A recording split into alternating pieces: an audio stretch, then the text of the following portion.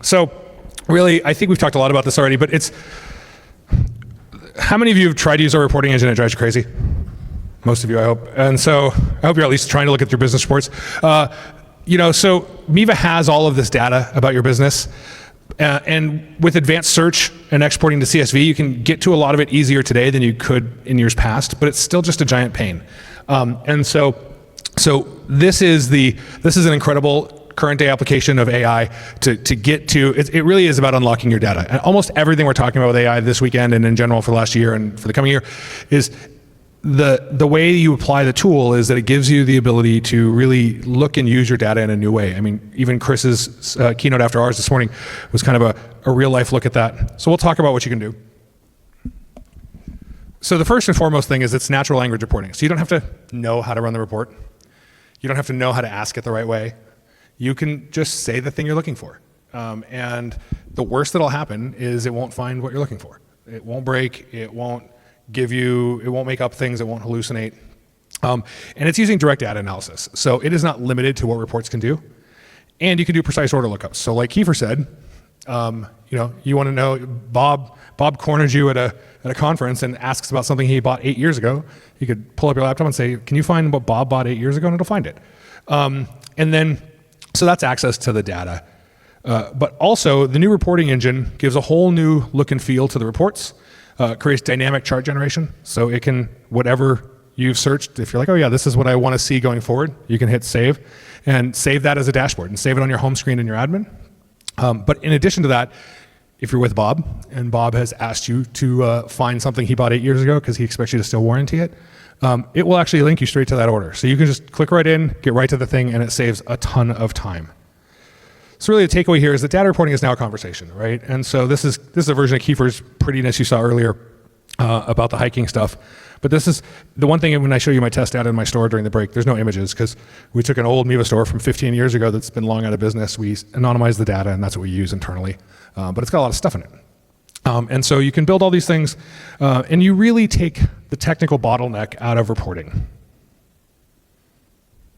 I was thinking Kiefer was going fast, but I feel like I'm going fast. The other thing you can do a lot with this is really generic questions like you could ask it, hey, what's my best-selling zip code in the country? Or are there regional differences in what people buy? Or is there a time of year that, like, let's say you sell clothes and you want to know, maybe you sell a lot of winter clothes to the East Coast during the winter, but none to the West Coast. And it can service all that. Some of them are obvious, but it'll really help you figure all this out. It's reasonably fast as far as AI search goes. It's much faster than a human trying to look for the needle in the haystack. And it builds custom reports on the fly. And that's one of the really critical parts of this process. And so,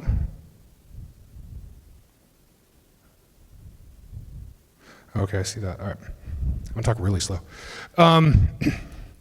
So here's some of the new reports that it's built as far as the images go.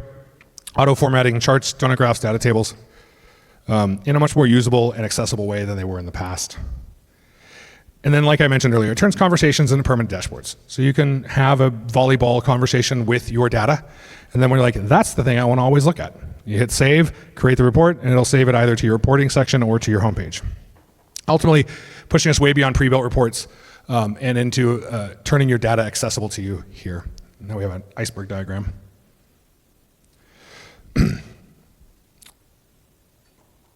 Key for anything I'm forgetting so far about the basics? I think I get to that in a second, but yeah. So here's the Bob question, right? So a customer from Raleigh, North Carolina placed an order in August of 2008. Can you help me find it? It finds the order. You can click a button, go straight to it.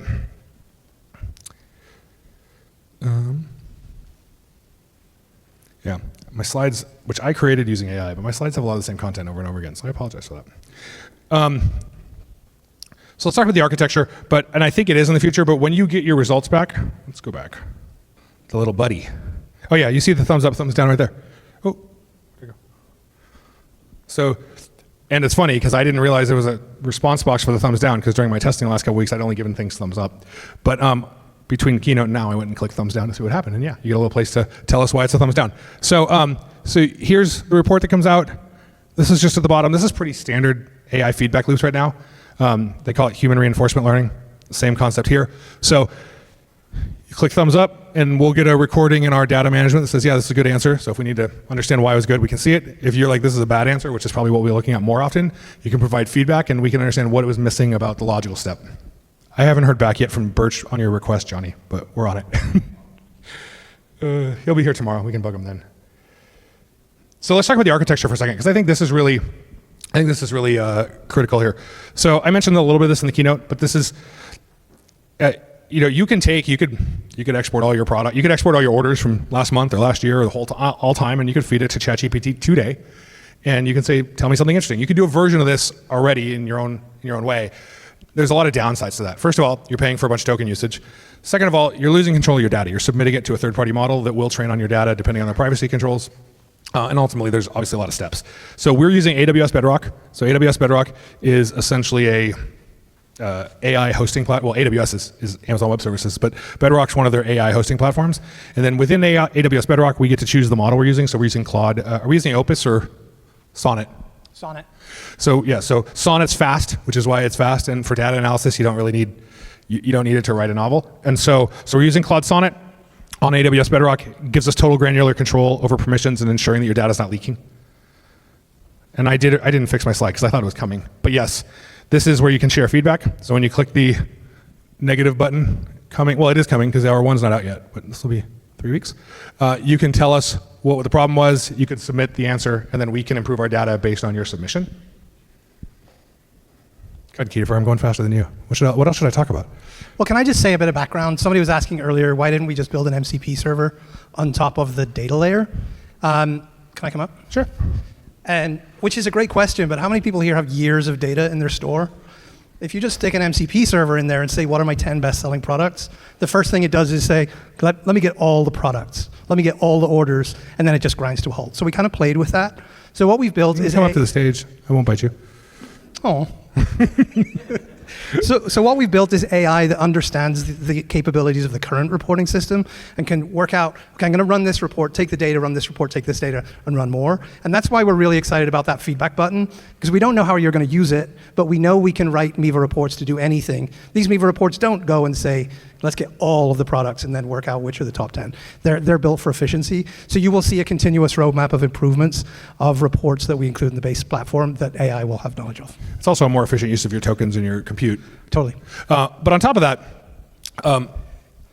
yes, conversational reporting is really helpful, but we also have certain reports we want to see every month, right? It would be a very common thing for you to say, what are my best sellers by day, week, month, year, quarter?